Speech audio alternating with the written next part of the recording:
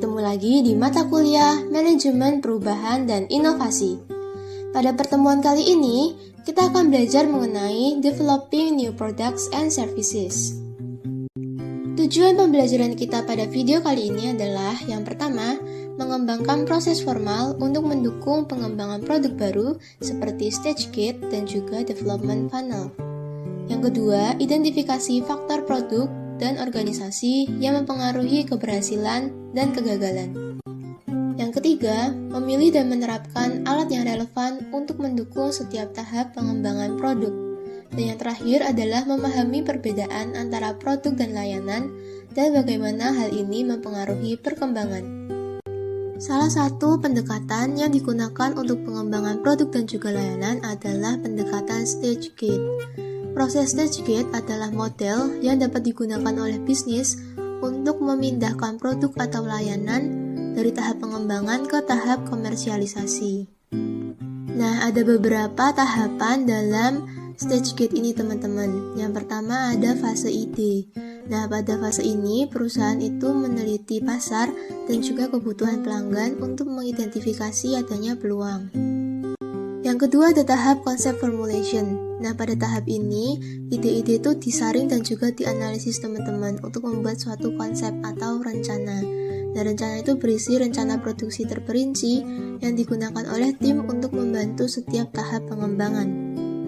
Kemudian ada product development. Dalam tahap ini, tim itu mengerjakan produk atau membuat produknya teman-teman.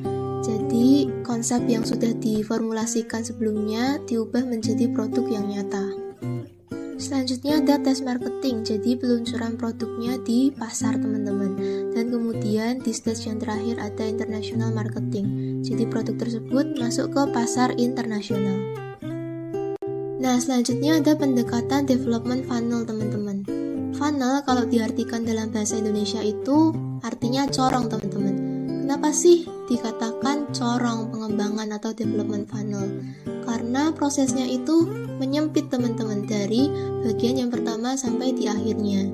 Pertama diawali dengan banyak ide, produk, dan juga layanan. Nah, itu kalau teman-teman bisa lihat di gambar itu kan luasannya lebih besar ya teman-teman. Tapi semakin tahapan di berikutnya itu semakin mengecil atau ide-idenya itu dipersempit menjadi satu aja dan kemudian ide tersebut diaktualisasikan menjadi produk yang nyata.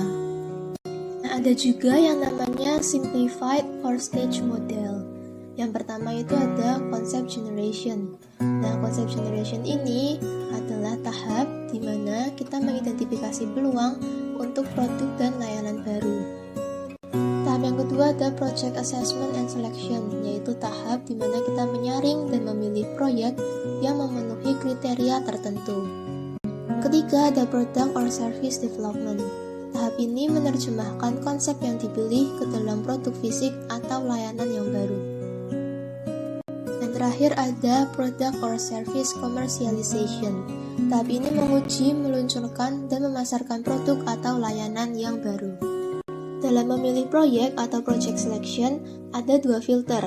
Yang pertama ada aggregate product plan dan juga developing specific product concepts. Yang aggregate product plan itu dia berupaya untuk mengintegrasikan berbagai proyek potensial untuk memastikan bahwa rangkaian proyek pembangunan kolektif memenuhi tujuan dan sasaran perusahaan. Sedangkan yang developing specific product concepts dia punya dua proses yang paling umum, yaitu development funnel dan juga the stage gate system yang sudah kita bahas sebelumnya. Setelah project selection ada yang namanya product development atau pengembangan produk.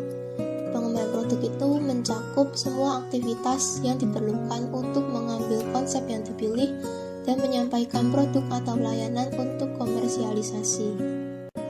Ada beberapa faktor keberhasilan pengembangan produk. Yang pertama ada product advantage atau keuntungan produknya itu apa. Kedua ada market knowledge. Kemudian ada clear product definition. Ada risk assessment atau penilaian dari resikonya.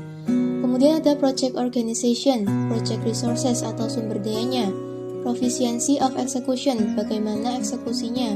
Dan juga support dari top management. Ada juga beberapa faktor yang mempengaruhi pengembangan produk teman-teman atau product development. Nah, teman-teman bisa lihat di gambar ini ya, ada project leadership, kemudian ada support dari senior management, ada juga keterlibatan dari customer dan juga supplier. Kalau ada keterlibatan dari customer dalam pengembangan produk tentu akan lebih baik ya teman-teman, karena produk bisa sesuai dengan kebutuhan dari pelanggannya. Kemudian ada organization of development, ada product concept, ada proses performance, ada juga financial performance atau kebutuhan keuangannya, dan juga ada market. Produk dan juga layanan tentu berbeda ya teman-teman. Berikut ada beberapa perbedaan antara produk dan juga layanan. Yang pertama, tangibility-nya. Tentu kalau produk ada bentuk nyatanya ya teman-teman. Kalau service kan tidak. Nah, yang selanjutnya ada perception of service quality. Kemudian ada simultaneity-nya. Dan ada juga storage. Jadi kalau produk tentu storage-nya lebih banyak karena ada produk nyatanya. Yang kemudian ada customer contact. Dan yang selanjutnya ada location. Tadi kita udah belajar mengenai faktor keberhasilan dalam pengembangan produk baru. Sekarang kita akan belajar mengenai faktor keberhasilan dalam inovasi layanan teman-teman. Ada yang namanya model spots. Jadi model spots ini menunjukkan bahwa praktik individu dan interaksinya memberikan kontribusi signifikan terhadap kinerja unggul dalam konteks tertentu. Ada beberapa tools atau alat bantu dalam pembuatan konsep atau konsep generation. Ada surveys and focus, ada latent needs analysis, ada juga lead users, ada customer developers, ada competitive analysis, ada industry experts or consultants, ada juga extrapolating trends, ada building scenarios, ada juga market experimentation. Dan juga alat bantu atau tools untuk memilih proyek atau project selection. Nah, untuk project selection ini ada yang financial method, ada yang non-financial method. Nah, untuk yang financial methods ada discounted cash flows, terus ada cost benefit analysis, ada juga simple calculation of the payback period. Untuk yang non-financial method ada ranking, kemudian profiles, ada simulated outcomes, ada strategic clusters, dan juga interactive method. Ada juga alat atau tools yang digunakan untuk membantu product development atau pengembangan produk.